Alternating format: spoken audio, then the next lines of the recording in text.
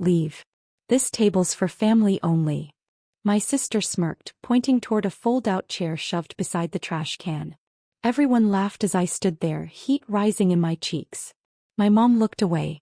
Dad chuckled under his breath and my cousins hid their grins behind their napkins. The waiter hesitated, confused, but I nodded and walked to the lonely chair. The smell of garbage mixed with the faint perfume of the banquet hall's flowers. My sister raised her glass, smug in the glow of everyone's approval, while I sat with my back against the wall. The family's joke, the outsider. But when the plates cleared and dessert melted away, the bill arrived. $4,600. The waiter's eyes scanned the table. Then they landed on me. Miss, will this be on your card? I felt every stare, every smirk. They assumed, like always, that I'd pick up the tab. The responsible one, the one who worked quietly, who paid without protest, who kept the family afloat in silence. But tonight I smiled. Not my table. The room froze. My sister's fork clattered against her plate. Dad's chuckle vanished. Mom's lips parted, but no words came. The waiter raised an eyebrow, then turned the leather folder toward the head of the table, toward my sister. In that moment, as panic flickered across their faces, I realized something. They hadn't invited me to the table. But they couldn't eat without me. My name is Claire Dawson, I'm 32, and if you think you know how this ends, stay tuned. The silence after my words stretched longer than the meal itself. The waiter shifted uncomfortably, pen hovering as my sister scrambled for her purse. Claire, stop being dramatic, Dad barked, his voice tight. Just pay it like you always do. We'll sort it out later. I leaned back, folding my arms. No, Dad. You made it clear I'm not family. And if I'm not family, then this bill isn't mine. Gasps rippled around the table. My sister's smirk faltered as her hands fumbled with her designer bag. You can't be serious. I don't have the money for this tonight. The waiter cleared his throat politely. Ma'am, the restaurant requires payment in full. My sister's face reddened. He turned to Mom. Cover it. She's just trying to humiliate me. Mom avoided my gaze, whispering, Claire, please don't make a scene. A laugh bubbled up in my chest, low and bitter. I didn't make this scene. You did when you pushed me to the corner. When you laughed while I sat alone. You wanted me out of sight. Fine. But don't expect me to foot the bill for a meal I wasn't invited to enjoy.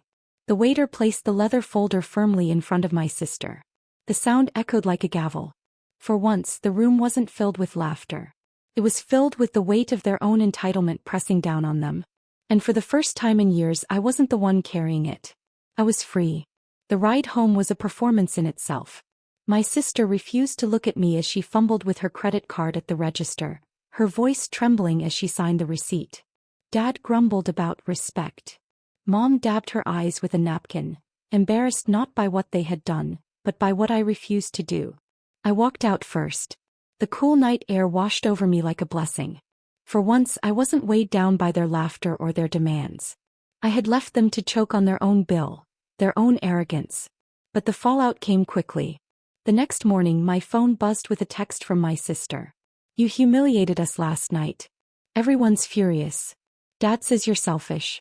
Selfish. The same word they always used when I said no. I typed back. Not selfish, boundaries. Then I put my phone down and made coffee in my quiet apartment, the steam curling like a victory flag. By noon, cousins were messaging me too. Why didn't you just pay? It's what you always do. Exactly. That was the problem. They had written me into a role I never agreed to. The provider, the fixer, the invisible wallet. But last night I rewrote the script. I thought of the look on my sister's face when the waiter set the bill in front of her. The panic as she realized the safety net was gone. It wasn't cruelty. It was clarity. And clarity, I realized, was the first step to freedom. For the first time, I wasn't ashamed. They were. By the weekend, the family group chat lit up like fireworks. Mom wrote first.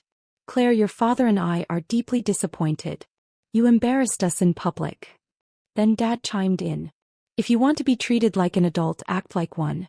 Adults handle responsibility. And finally, my sister. You ruined my birthday dinner. Everyone thinks I'm broke because of you. I stared at the screen, messages piling up, and let out a quiet laugh. Responsibility? I'd been carrying theirs for years. Rent payments, utilities, last-minute emergencies. I'd slipped them money so many times I'd lost count. My sister's designer purse. The one she clutched while claiming she couldn't pay? I'd helped buy that too. This wasn't about responsibility. This was about control. I set my phone down and picked up my paintbrush instead, smearing a bold streak of red across the canvas. For years I'd muted my own colors to make room for theirs. Now I was painting loudly, recklessly, unapologetically. An hour later my phone buzzed again. A single message from Dad. Don't come to Sunday dinner unless you're ready to apologize. I smiled, dipped my brush in blue and whispered to myself. Then I guess I won't be there. Because I'd finally learned something they never wanted me to see. Love doesn't demand sacrifice. It deserves respect. Payment. Family doesn't come with an invoice. If sitting at their table meant paying for my seat, then I was done eating there. Sunday came, and for the first time in years I didn't drive to my parents' house. No casserole dish in the back seat, no knot of dread in my stomach. Instead I spent the morning with myself. Coffee in hand, music humming softly, the smell of fresh paint drying in my little apartment. Around noon my phone lit up with missed calls. First Mom. Then Dad. Then my sister. Her name flashing again and again until finally a text came through. The kids keep asking where Aunt Claire is. Do you really not care about them? There was the guilt card. My sister had always played it well. She knew I loved those kids. They were the only reason I'd put up with years of mockery, late-night babysitting, and endless errands. But love for them didn't mean servitude to her. I typed slowly, carefully. I care about the kids, but I won't teach them that love means being used. Find another lesson. The typing bubbles appeared, disappeared, appeared again, then silence. I set my phone aside and walked to the balcony. The sun stretched golden over the city, rooftops glowing. A breeze lifted my hair as I breathed in the quiet. It felt like stepping into a life I'd been denied for years. One where my worth wasn't measured by what I paid or what I sacrificed. For once I wasn't their safety net. I wasn't the invisible provider. I was just Claire. And maybe that was enough. By Monday, word had spread through the extended family. An aunt messaged me privately. I heard what happened at the restaurant. Honestly, Claire, good for you. They've leaned on you too long. Her words made me pause. For years I thought no one noticed.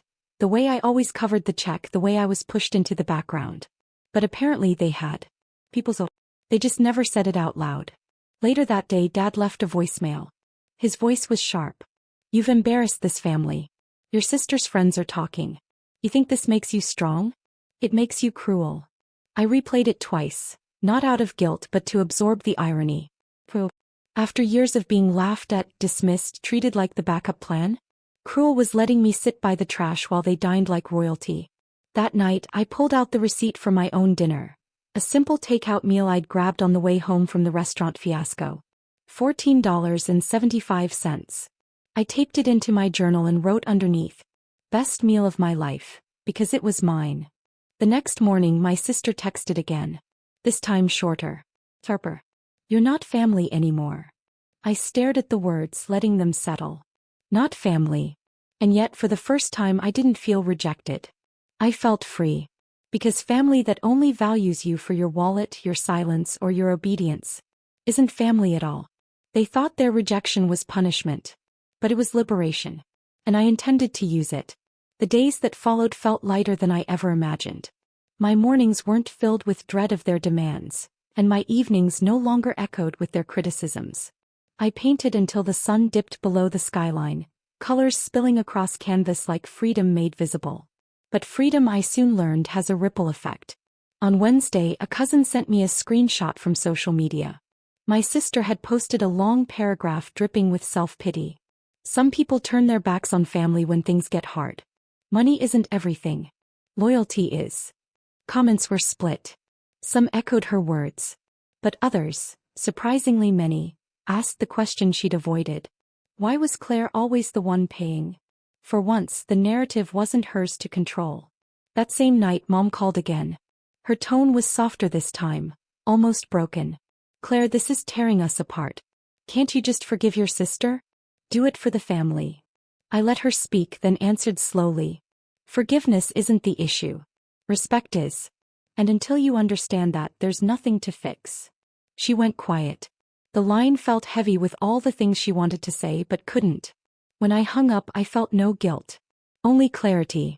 For years I thought belonging meant sacrificing myself until they noticed me. But belonging built on sacrifice isn't belonging at all. It's bondage. And I was done living in chains. The truth was out now. They could spin it, twist it, deny it, but the world had seen enough to know. And so had I. The following Sunday I sat in my apartment with the windows wide open, sunlight stretching across the floorboards. I brewed coffee, its warmth filling the room, and for the first time in years I didn't brace myself for Sunday dinner. I imagined the scene at my parents' house. Forced smiles, tension simmering beneath the surface, my sister pretending not to feel the eyes on her. They'd always prided themselves on appearances, but appearances were expensive. And this time the check hadn't landed in my lap. As I scrolled through my phone, another message appeared. This time from Mom. "We miss you." I stared at the words, turning them over like stones in my hand. Did they miss me, or did they miss what I gave them? Did they miss Claire, the daughter and sister? Or Claire, the silent provider, the walking wallet, the easy scapegoat? The answer didn't matter anymore. I set the phone aside and opened my journal. On a blank page I wrote, "Love without respect isn't love. Family without dignity isn't family. Tonight I choose myself." I closed the book and walked to my easel. A canvas leaned against it, half-painted, colors clashing in messy brilliance. I dipped my brush into a jar of yellow and dragged it across the surface. Bold and bright. Felt like breathing. As the brush moved, I thought back to that night at the restaurant. The laughter, the humiliation, the waiter's uncertain eyes. And then my words. Not my table. Those words had changed everything. Because they weren't just about a bill. They were about a lifetime of being sidelined, mocked, erased, and finally refusing to pay for my own erasure. The bill had been theirs to carry all along. And I was done carrying anything that didn't belong to me. I stepped back from the painting, sunlight catching on the streaks of yellow, and smiled. This was my table now, my home, my life.